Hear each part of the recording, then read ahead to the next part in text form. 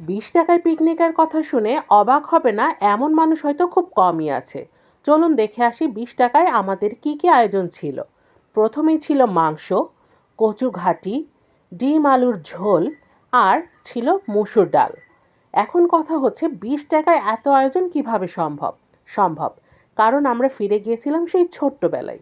ছোট্টবেলায় যেভাবে প্রত্যেকের বাড়ি থেকে চাল ডাল তুলে আমরা পিকনিক করতাম, সেই ছোটবেলার পুনরাবৃত্তি আমরা আজ করেছিলাম।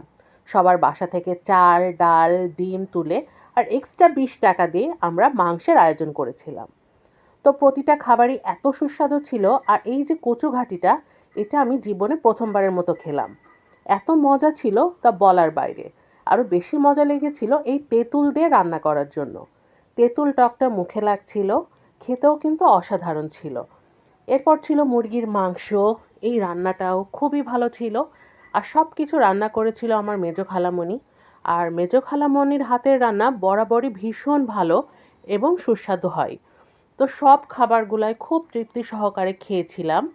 আমি তো কচু ঘাটিটা 2 বার নিয়েছি। এত মজার রান্না দিয়ে পিকনিক আবার কবে করব হয়তো আমি জানি না।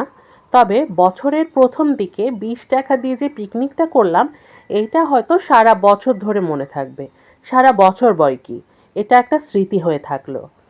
তারপর আমরা সবাই মিলে খাওয়া দাওয়া শেষ করলাম আর খুব মজা করলাম। আল্লাহ হাফেজ।